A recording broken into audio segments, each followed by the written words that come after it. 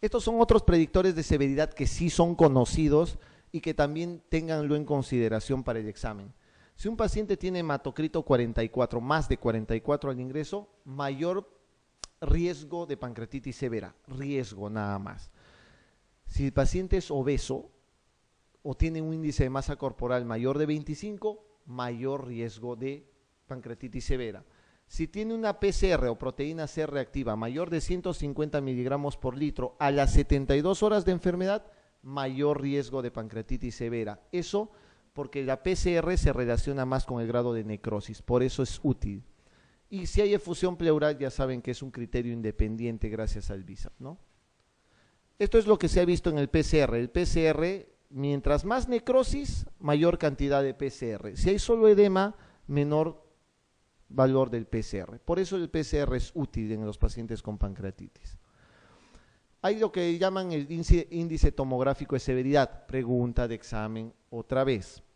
El índice tomográfico de severidad utiliza dos cosas. Para empezar, un puntaje que va desde 0 hasta 10 puntos, que también básicamente ve complicaciones y básicamente ve porcentaje de mortalidad. Utiliza esto que es los criterios de Baltasar. Doctores, los criterios de Baltasar tienen que sabérselos de memoria. Es pregunta de examen también varias veces, ¿ya? ¿Les van a preguntar el grado A? No, porque es páncreas normal. Eso nunca les preguntan. ¿Cuál es el que usualmente preguntan? Y el que había, por ejemplo, en el examen es los cambios extrapancreáticos o el Baltasar C. O el Baltasar B, que es la pancreatitis edematosa. Pueden preguntarles los cambios extrapancreáticos severos con colección de fluidos. Ese es Baltasar D, y cuando hay múltiples colecciones extrapancreáticas es un Baltasar E. Eso tienen que saberlo de memoria. Eso cuando se une al grado de necrosis, porque hay que ver si la necrosis es menor del 30% del páncreas, de 30 a 50% del páncreas o más del 50% del páncreas, forman lo que es el índice tomográfico de severidad. Doctores, acá tienen los puntajes y la suma total es lo que les da el porcentaje de complicaciones o el porcentaje de muerte que puede haber. Un paciente que tiene lo máximo, premiado, múltiples colecciones, ¿no? Extrapancreáticas, que tenga 4 puntos acá en el Baltasar y que tenga más del 50% de necrosis, tiene un total de 10 puntos en el índice tomográfico de severidad. ¿Qué significa eso? Que este paciente tiene 92% de probabilidades de complicaciones finales y tiene un 17% de probabilidad de morir. Eso significa el índice tomográfico de severidad. El tratamiento, rápidamente, la piedra angular del tratamiento para pacientes con pancreatitis es la hidratación. Tienen que dar hidratación. Lo segundo es la analgesia. Hidratación y analgesia. El paciente tiene que estar en reposo de comida, o sea, no tiene que comer, tiene que estar en NPO, ¿ya? NPO. No darle dieta, dar mucha hidratación, o ser intensivo en la hidratación, y hacer básicamente la analgesia fundamentalmente. En la hidratación, doctores, pueden utilizar esta dosis de 80 a 120 cc por kilogramo por día. Eso es un consenso que es amplio y muy variable. Pueden utilizar 3, 4, hasta 5 litros de cloruro de sodio por día con tal de hidratar al paciente. Lo importante es mantener una buena diuresis y que el paciente tenga un buen patrón respiratorio. Cuidado que se encharque cuando le den mucho fluido. Siempre tienen que tener cuidado con eso. El manejo del dolor, tengan cuidado. El manejo del dolor está consensado que es con petidina o con meperidina fundamentalmente. Petidina o meperidina vienen a ser lo mismo, ¿ya? Pueden darle fentanilo también. La morfina es una pregunta de hace 30 años siquiera, en un examen de admisión de los años 80. ¿Cuál es el tipo de opioide que no puede utilizarse en pancreatitis? La respuesta es morfina. ¿Por qué? Porque produce contracción del esfínter de Oddi. Usualmente la morfina produce contracción del esfínter de Oddi. ¿Pero qué es la petidina? Es otro opioide, pero es un opioide que produce menos contracción del esfínter de Oddi. Por consiguiente, esto de la morfina todavía queda ahí en el tapete, ¿no? Y el tramadol que se puede utilizar, pero más que todo es petidina o fentanilo. El soporte nutricional, doctores, En pancreatitis leve, NPO, 3 a 5 días. NPO, 3 a 5 días. ¿Cuándo le inicias la dieta a un paciente con pancreatitis leve? Cuando el paciente no tenga dolor y cuando tenga ruidos hidroaéreos presentes. Si el paciente ya no tiene dolor y los ruidos hidroaéreos están presentes, le puedes empezar la dieta al paciente. Pero sí es importante que sepan que hay pacientes que persisten con el dolor inclusive hasta una semana. Nunca dejen a un paciente con pancreatitis más de una semana en MNPO. Si sigue con dolor o sigue con ruidos hidroaéreos ausentes, después de 7 días pasan al siguiente paso, que es el soporte nutricional con nutrición enteral total, nutrición por sonda nasoyeyunal, ¿ya? Por sonda nasoyeyunal. O sea, tienes que darle una sonda nasoyeyunal, ponerle una sonda nasogástrica a una nasoyeyunal. Consideraciones para que tomen en cuenta en pancreatitis acá. No se debe dejar más de 7 días al paciente en NPO. ¿Por qué? Porque produce atrofia de vellosidades. Si hay atrofia de vellosidades, se alteran las uniones intercelulares y se meten las bacterias por ahí, se meten al páncreas, el páncreas se infecta y el paciente se muere. Por ese motivo, no deben de dejar en NPO a un paciente. Si pasan 7 días y este paciente no puede tolerar la vía oral, pónganle una sonda nasogástrica o una nasoyeyunal. El punto es el siguiente. Antiguamente decías que tenían que bypassear la segunda porción del duodeno, por eso era nasoyeyunal. Actualmente se ha visto que dándole alimentación por sonda nasogástrica o sonda nasoyeyunal, el resultado es el mismo. La idea es que el paciente no deje de nutrirse, ¿ya? No deje de nutrirse. Lo ideal es nasoyeyunal, pero no importa si es nasogástrica, se ha demostrado que ambos son útiles para esto, ¿no? Nutrición parenteral, doctores, parenteral no es lo mismo que enteral. Enteral es la sonda y es por vía oral. La parenteral, que es endovenosa o por catéter, solamente se da si hay contraindicación para la vía enteral, solamente en ese caso. No utilicen por las puras la nutrición parenteral. Esto es claro, ¿no? Este es un páncreas normal, una unión intercelular normal del enterocito. Si hay atrofia de vellosidades, entra por acá las bacterias, se infecta el páncreas y se muere vuestro paciente. Los pacientes que tienen pancreatitis severa, ¿debes darle antibióticos? Sí, no, eso es el otro gran problema. Solamente se da antibióticos en pancreatitis aguda, solamente en el caso de que sea severa y en el caso de que esté infectado y que esté demostrado que esté infectado el páncreas. Si no, no deben dar soporte. No, la profilaxis antibiótica no está demostrada que sea útil, pero paciente con necrosis infectada son los únicos que pueden recibir antibióticos en pancreatitis. ¿Y qué antibióticos? No cualquiera, tiene que ser los carbapenems, o sea, imipenem o meropenem, nada más que esos dos.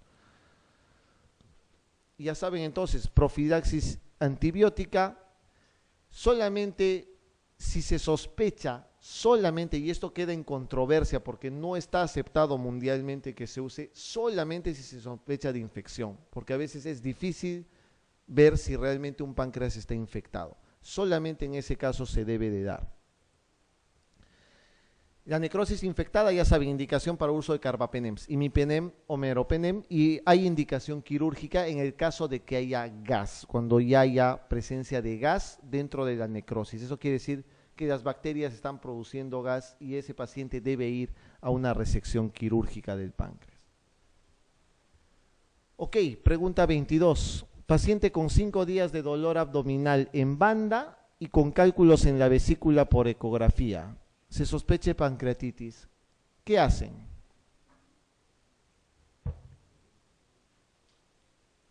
¿Qué hacen?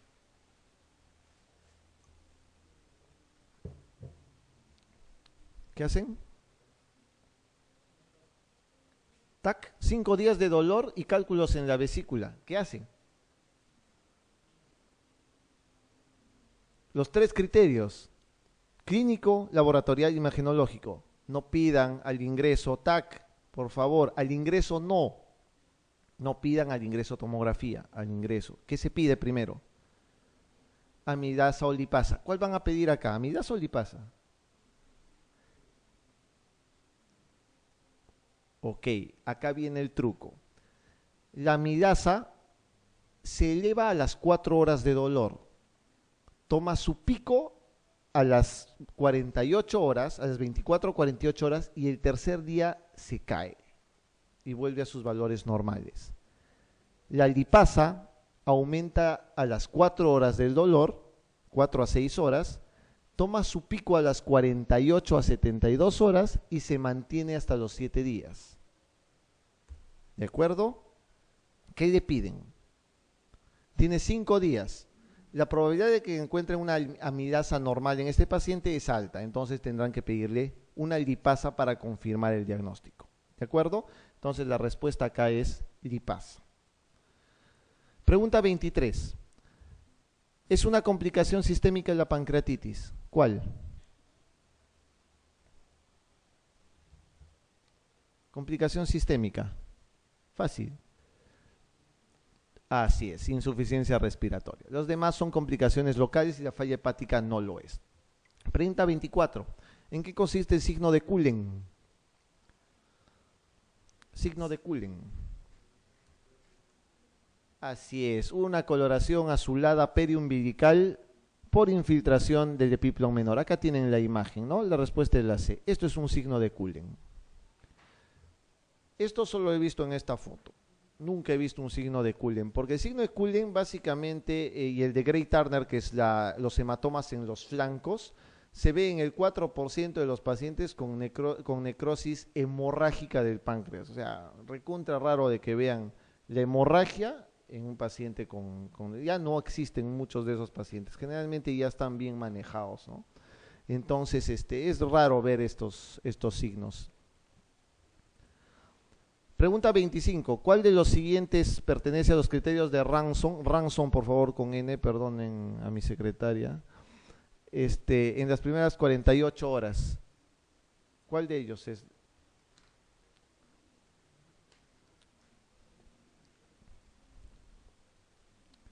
Calcio más de 8, amidasemia más de 2000, descenso del hematocrito, proteínas, déficit de bases. Les he dicho que generalmente preguntan las de 24 horas, ¿no? Y estos son los criterios a las 48. Amidasemia no es un criterio, ojo, con eso pueden caer. Pero acá el que es el descenso del hematocrito. Vean ustedes en sus criterios de Ranson que tienen anotados en las diapositivas anteriores. Pregunta 26. En cuanto al tratamiento de pancreatitis aguda, ¿es cierto que? A ver, ¿cuál es esa? A ver. ¿No es necesario en los casos leves realizar dieta absoluta? ¿Eso es cierto? ¿Dieta absoluta? ¿Es necesario o no es necesario? Es necesario, por consiguiente es falsa. ¿Siempre se debe colocar una sonda nasogástrica? No, no siempre.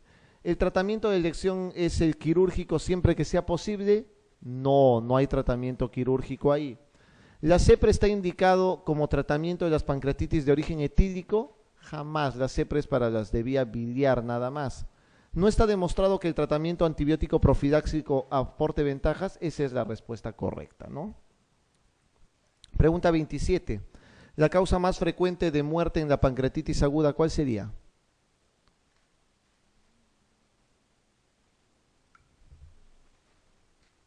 Sí, les he mencionado. ¿Cuál es la cosa más frecuente por que un paciente pueda morir?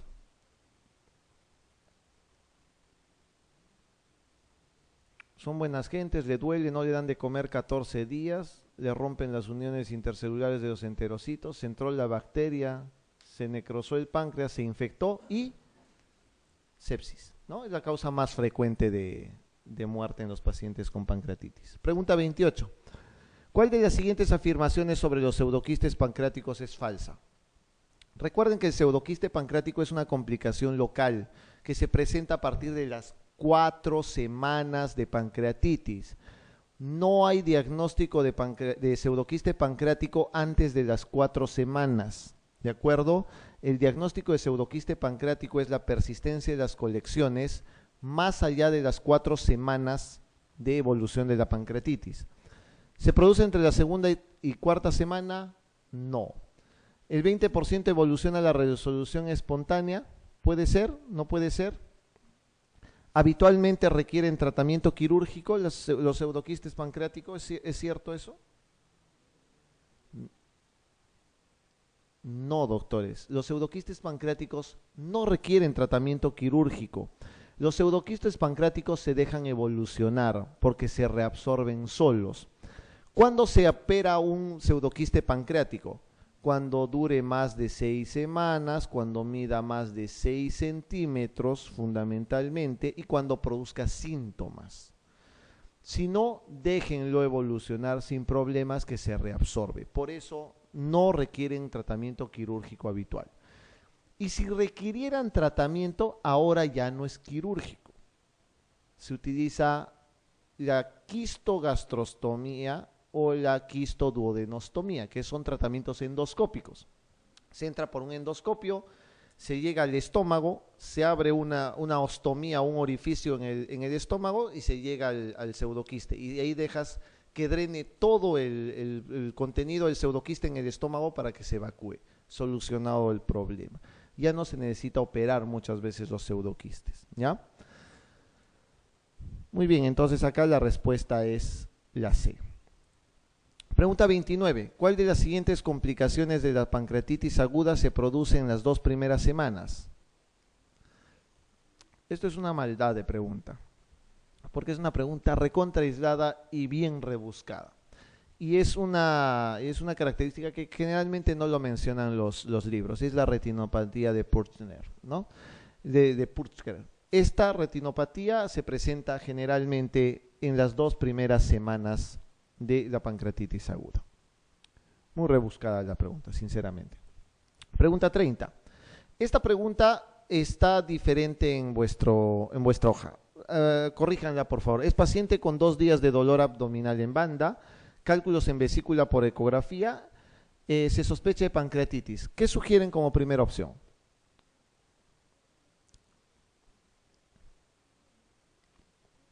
¿Ahora?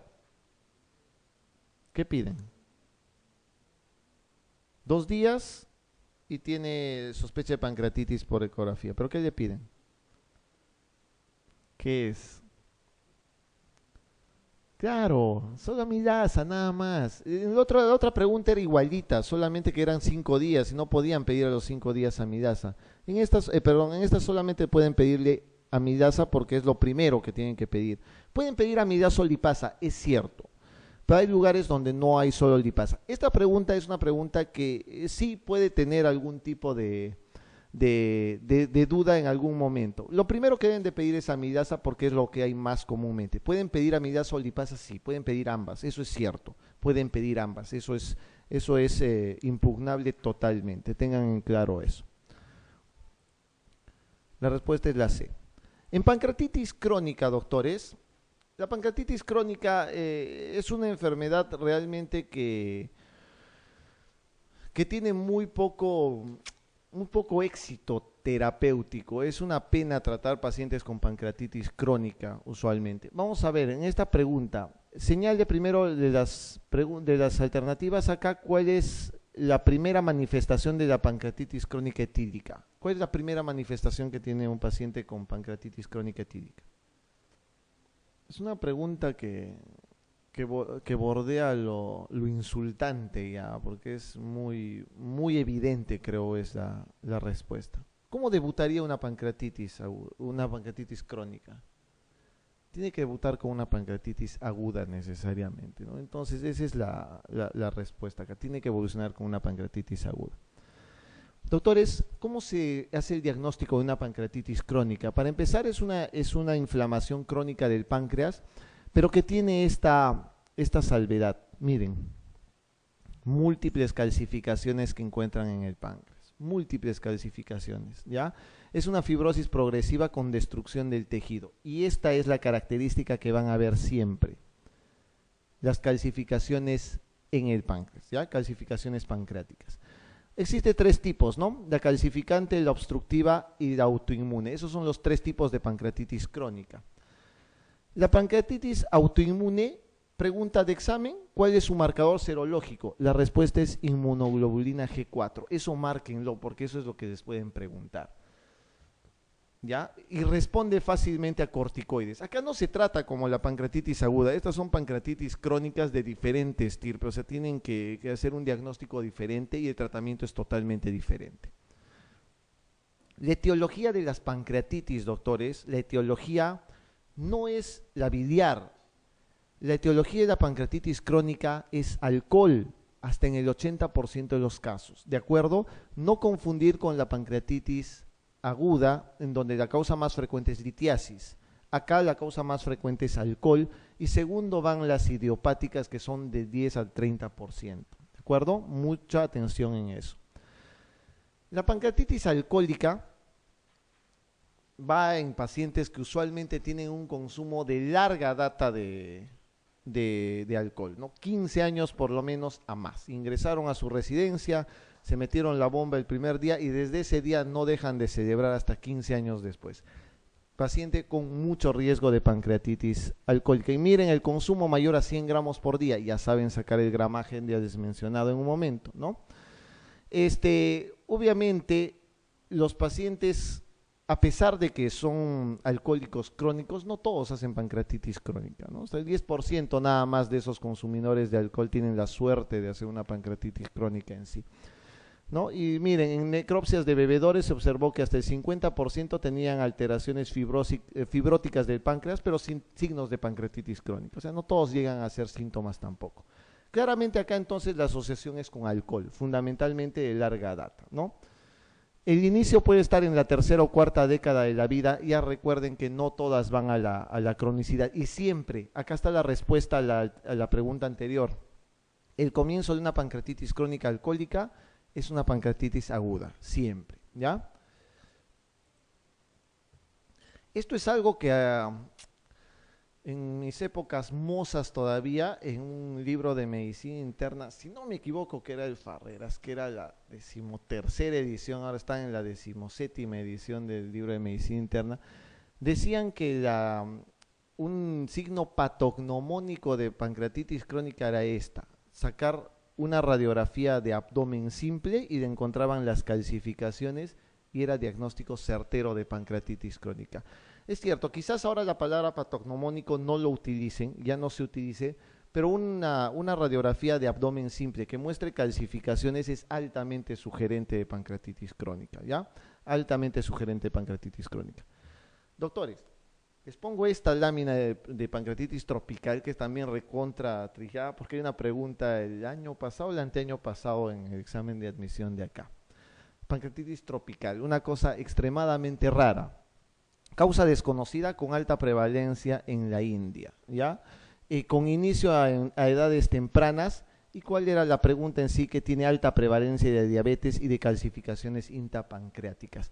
Mucha atención, por favor, a eso. Hay un tipo de pancreatitis que se llama pancreatitis tropical, mucho más frecuente, ya saben, en la India. Pregunta de examen. La clínica de los pacientes con pancreatitis crónica: dolor abdominal, doctores, que es crónico y es recurrente. Hay un pequeño porcentaje, un 20% que no tienen dolor, pero el signo que debe de primar en paciente con pancreatitis es el dolor. Y obviamente calma al acostarse o al flexionar las piernas, lo que llaman posición de ¿qué? De plegaria maometana, ¿no es cierto? Tienen que flexionar y agacharse generalmente para poder calmar un poco el dolor, ¿no? Mientras más calcificaciones, más dolor. Acá, con esto no se van a olvidar nunca más. Doctores, el cuadro clínico, el 90% es dolor. Dolor, dolor, dolor. Todo paciente con pancreatitis crónica tiene dolor. Eso es lo primero. Y lo que va a tener como segundo punto es diabetes. Recuerden que ese páncreas está tan alterado, tan calcificado, que ya no hay producción adecuada de insulina y por consiguiente lo segundo que va a tener el paciente es diabetes. Primero dolor y después diabetes. Lo tercero que va a tener es esteatorrea, porque obviamente hay alteración de la producción de proteasas y de enzimas digestivas. Entonces, el paciente tiene esteatorrea. 3 cosas, entonces, para que recuerden y no se olviden: dolor, diabetes, esteatorrea. Con eso, diagnóstico de pancreatitis crónica, obviamente si tienen calcificaciones en las imágenes, ¿ya? Ahí está, dolor, calcificación y de insuficiencia pancreática que se produce, por lo cual hay esteatorrea fundamentalmente. El diagnóstico, los estudios de imágenes, ya les he dicho, tomografía actualmente, resonancia, RCP o ultrasonografía endoscópica. Ya no se utiliza mucho la radiografía simple de abdomen, actualmente ya hay nuevos métodos para esto, ¿no?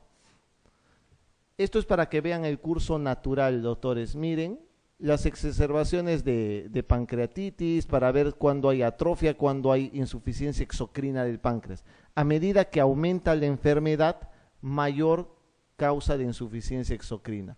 Las calcificaciones son mayores, hay mayor fibrosis del páncreas y obviamente la diabetes y la esteatorrea son apariciones tardías, pero son parte del cuadro clínico de un paciente con pancreatitis. ¿Cómo se puede complicar? Se puede complicar de muchas formas. ¿Puede haber pseudoquiste? Sí, puede producirse un pseudoquiste también y se rompe. Si se rompe el pseudoquiste puede haber varias cosas. Puede haber derrame pleural o puede haber ascitis o acumulación de líquido retroperitoneal o lo que llaman también, si hay sangrado por acá, por la vía biliar del esfínter de Oddi, se llama hemosucus pancreático. Ese es el sangrado a través del esfínter de Oddi por ruptura de un quiste en una pancreatitis crónica. Ese es el hemosucus pancreático.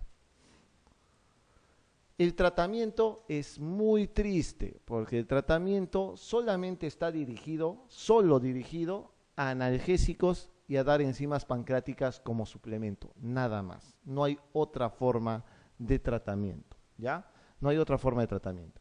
Obviamente endoscópicamente se intenta esfinterotomía, colocación de stents pancreáticos o extracción de los litos o los cálculos de las calcificaciones, pero sin mucho éxito, ¿no? Pero analgésicos y enzimas pancreáticas son los que se utilizan. Manejar el dolor y manejar la mala absorción y la diabetes son los pilares del tratamiento en este caso. ¿Se puede operar? Sí, se puede hacer una resección pancreática y una cirugía descompresiva. Se puede realizar, pero no es, digamos, lo de elección inicialmente.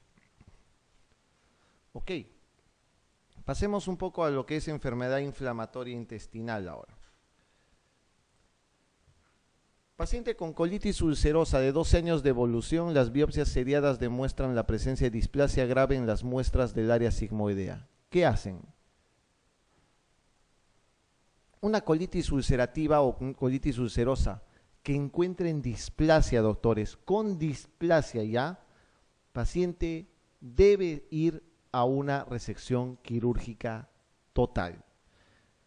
Ustedes encuentran solo un puntito de displasia en un paciente con colitis ulcerativa y lo tienen que operar. ¿Y cuál es la operación?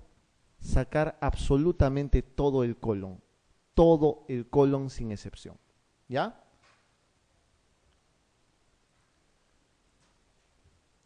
Para que empiecen a comparar. Las preguntas en el examen de residentado están basadas en diferenciar Crohn de colitis. Les ponen características de Crohn y de colitis y les ponen cuál de esas pertenece a Crohn y cuál a colitis. Esas son las únicas preguntas que hay, ¿de acuerdo? Aprendan bien las características. Doctores, en el Crohn la inflamación es desde la boca hasta el ano. En la colitis solamente afecta colon, pues nada más que la parte colónica, ¿de acuerdo? Entonces, en el Crohn sí es desde la boca hasta el ano. En la colitis ulcerativa, el 95% tiene afectación rectal, pero en la afectación del Crohn, solamente el 50% se afecta a la parte rectal, solo en la mitad de los casos, ¿ya? Otra pregunta. Obviamente, el otro nombre de la enfermedad de Crohn, ¿cuál es? ¿Recuerdan? Enteritis regional, ¿ya? Se llama enteritis regional. Y la afectación más importante es la válvula iliocecal, o sea, la región iliocecal es la región más afectada en el Crohn, ¿de acuerdo? Otra pregunta de examen. La etiología puede ser genética o ambiental, autoinmunidad. Eso es muy variable y puede haber factores infecciosos de la dieta que puedan desencadenarlos. Doctores, estos cuadros tienen que aprender. Ambos tienen diarrea con moco y con sangre. Son diarreas mucosanguinolentas en ambos casos, ¿ya? ¿Dónde es más frecuente la rectorragia? Siempre en la colitis ulcerativa. Siempre la colitis ulcerativa tiene rectorragia. El Crohn no tiene rectorragia, ¿de acuerdo? Esa es una diferencia clínica. Una cosa es tener diarrea con moco, con sangre, y otra cosa es tener rectorragia, que es sangrado rojo vivo, ¿de acuerdo? El dolor abdominal puede estar presente en ambos, mala absorción va a haber en el Crohn. ¿Por qué? Porque en la colitis ulcerativa la afectación es colónica.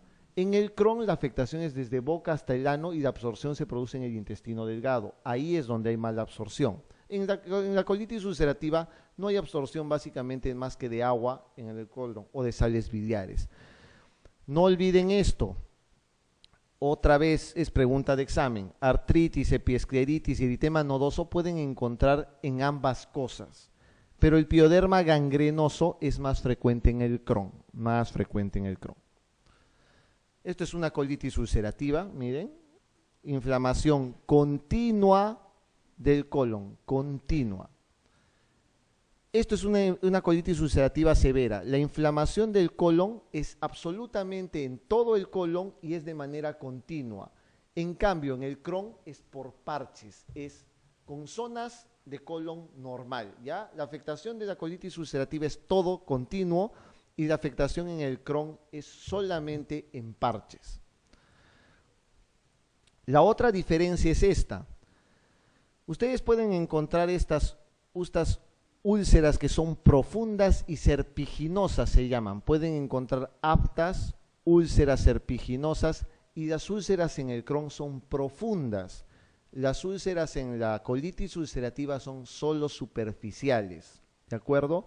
En colitis ulcerativa son superficiales. En el Crohn la afectación es tan profunda que puede ser transmural incluso.